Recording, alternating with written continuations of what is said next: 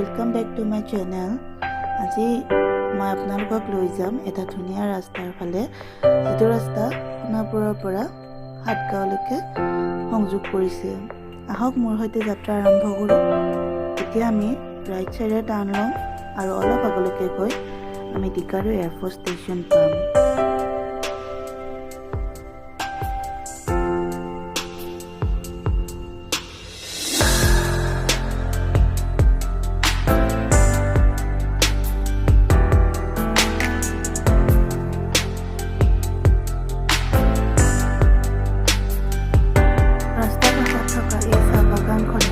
ৰাস্তাটো আৰু ধুনীয়া কৰি তুলিছে।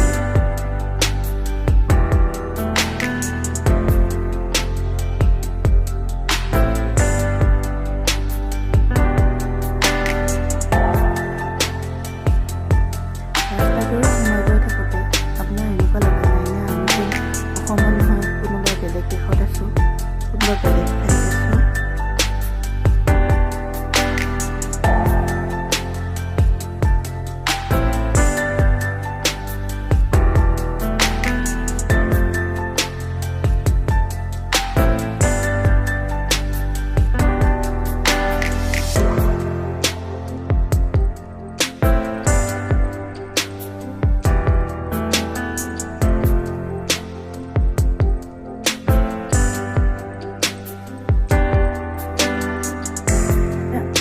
এতিয়া আমি টিকাৰু বজাৰ পাম।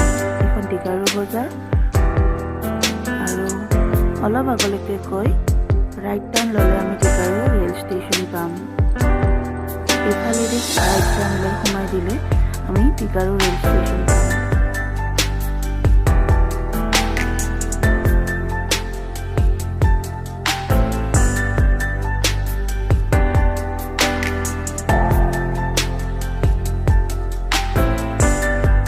বিহু সমাগত মানুহবোৰ খেলাবৰ সজাত ব্যস্ত। ৰাস্তাৰ দুই কাষৰ উদ্যান পথাৰবোৰ দেখি সঁচাকৈ সৰুকালে কথা গল্প মনত পৰিছে। কিমান যে খেলিছিলোঁ আমি, হয়তো আমাৰ পিছৰ প্ৰজন্মই এইবোৰ দেখাই নাপাব।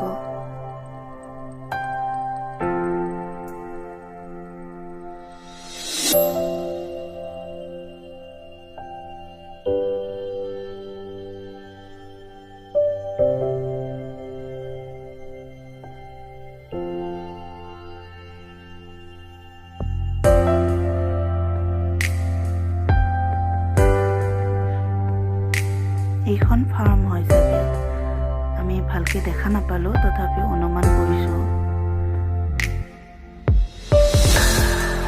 এই উদং পথাৰবোৰত এতিয়া যেন খেলিবলৈ কাৰো সময়েই নাই। সৰু সৰু ল'ৰা ছোৱালীবোৰৰো পঢ়াৰ বোজা ইমানেই বাঢ়ি গৈছে, সিহঁতৰ সময়েই নাই সিহঁতৰ নিজক টাইম দিবৰ কাৰণে।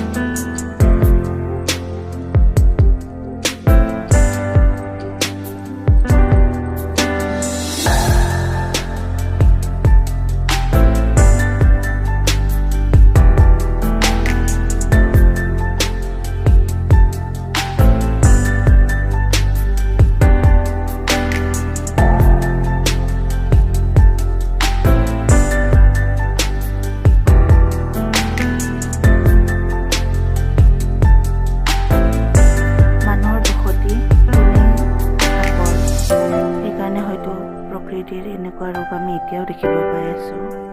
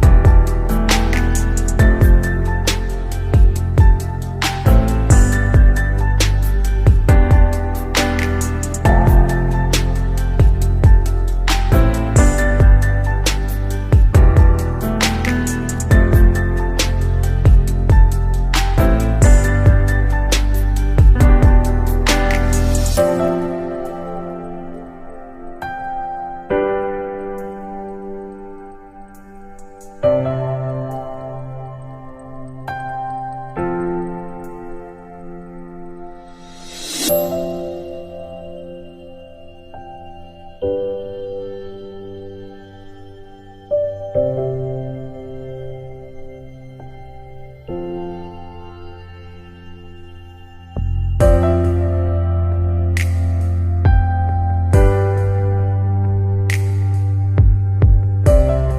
আমি আমাৰ যাত্ৰা আৰ্মি কেম্পৰ মাজেৰে কৰিব লাগিব, যিহেতু ইয়াত ভিডিঅ' এলাউ নাই। মই আপোনালোকক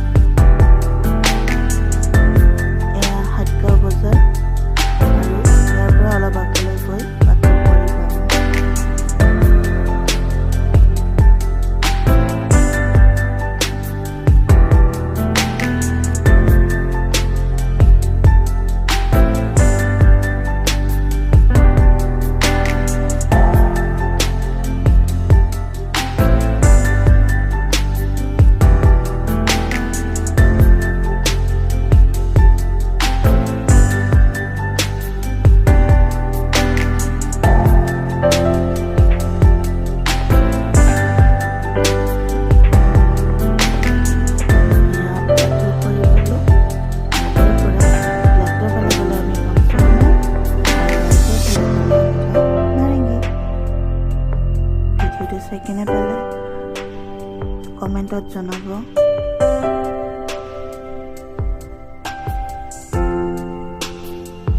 এতিয়া আমি নাৰেংগী যাম।